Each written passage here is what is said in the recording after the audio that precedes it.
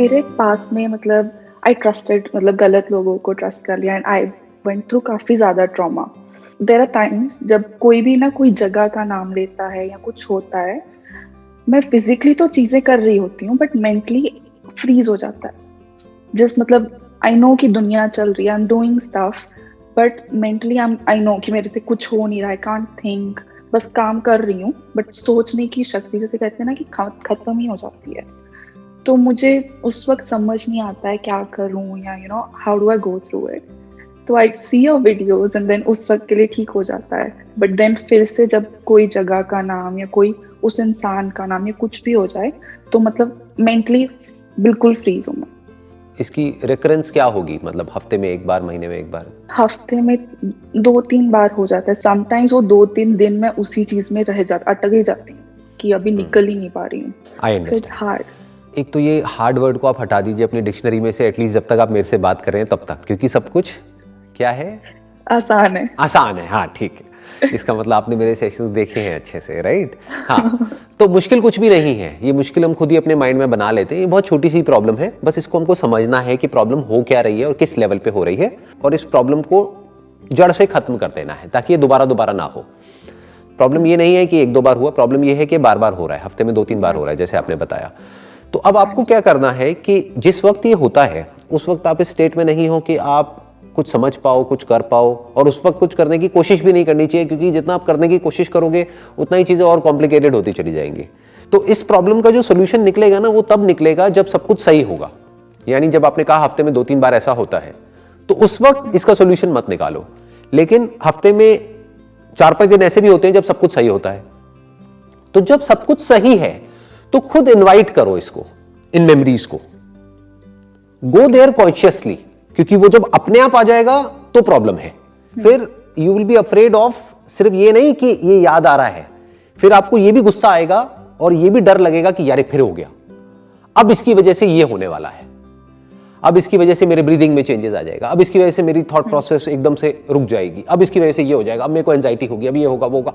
तो that fear is no more of कि क्या हुआ था, that fear is more about कि अभी क्या हुआ है। मतलब आप समझ पा रहे हो ना मैं क्या कह रहा हूं? दोनों में बड़ा डिफरेंस है। एक है फियर ऑफ या फिर रिग्रेट अबाउट जो हुआ पास्ट में।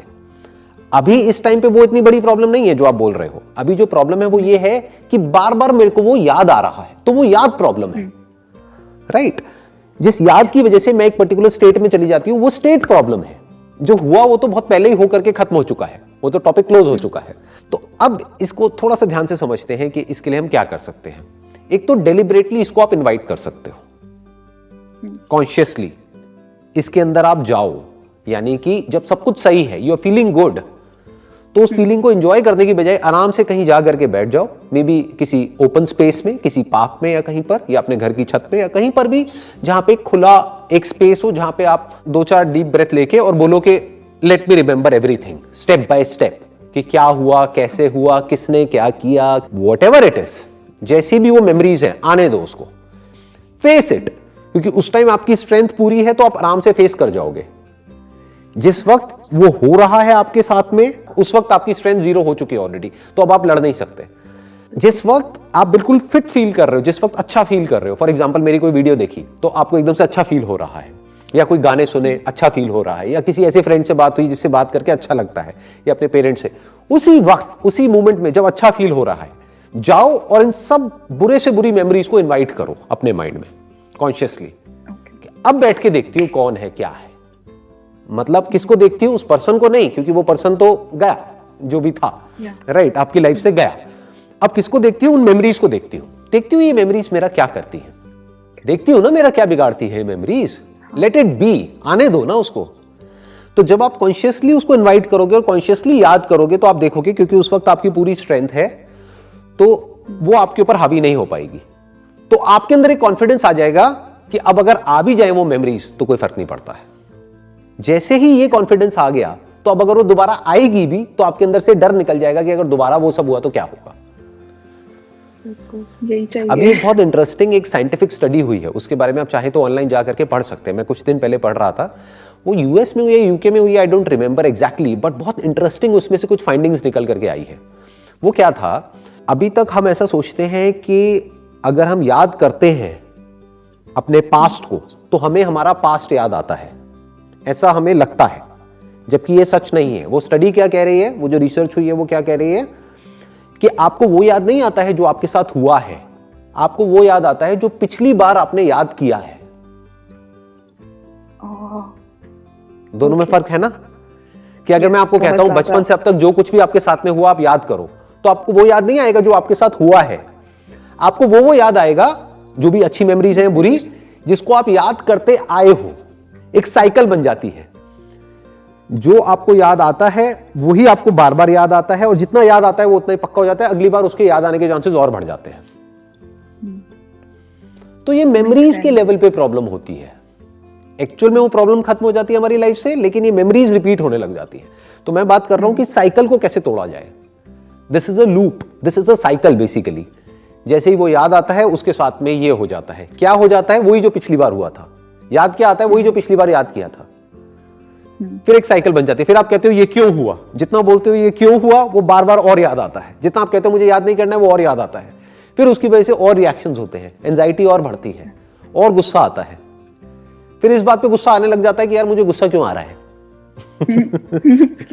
फिर इसलिए बुरा लगने लग जाता है कि मुझे बुरा क्यों लग रहा है। ये एक नई प्रॉब्लम खड़ी हो गई है कि मेरे साथ में ऐसा क्यों हो रहा है, क्या मैं इतना सा नहीं कर सकती, अरे मैंने इतने सेशंस देखे हैं उसके, फिर भी मैं निकल क्यों नहीं पा रही हूं, ऐसा क्यों हो रहा है, ये हो गया, एक दिन हो गया, 2 दिन हो गया, अब पता नहीं मैं इससे बाहर आ भी पाऊंगी नहीं।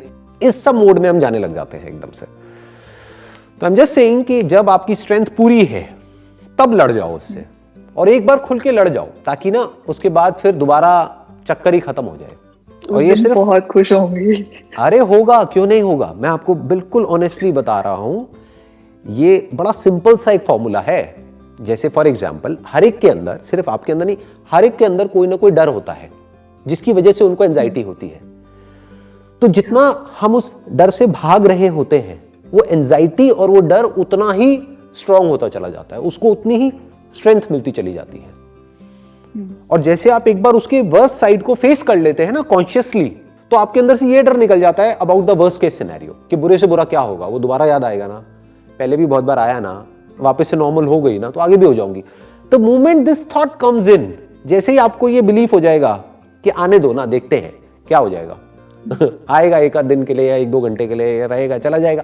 जैसे ही ये थॉट चलने लग गया माइंड में, आप उससे फ्री हो गए, उसकी पावर धीरे धीरे खत्म हो जाएगी, फिर वो याद आना ही बंद हो जाएगा, आपका माइंड स्पेस पूरी तरह से फ्री हो जाएगा वहां से।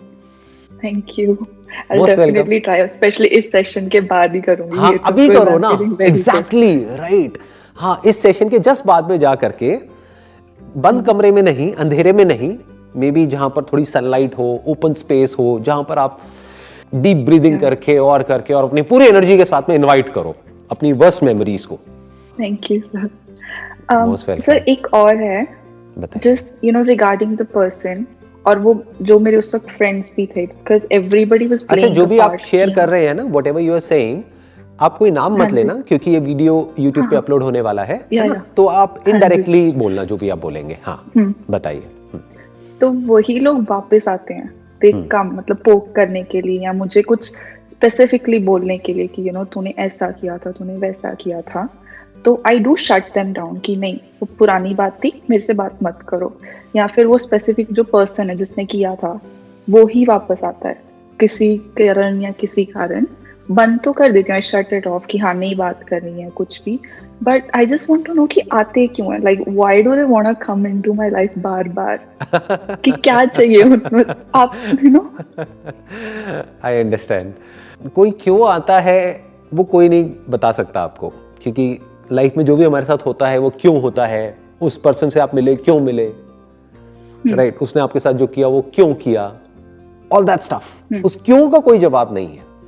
तो don't focus your attention on क्यों, focus all your attention on अब क्या करना है, क्या, नॉट क्यों।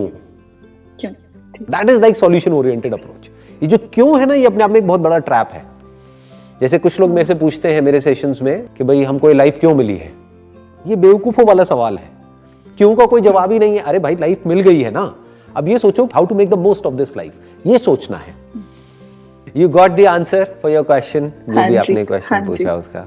चलिए, so good to know that, and wish you all the best Kajal. Thank you sir, and a happy new year. Happy new year, same to you.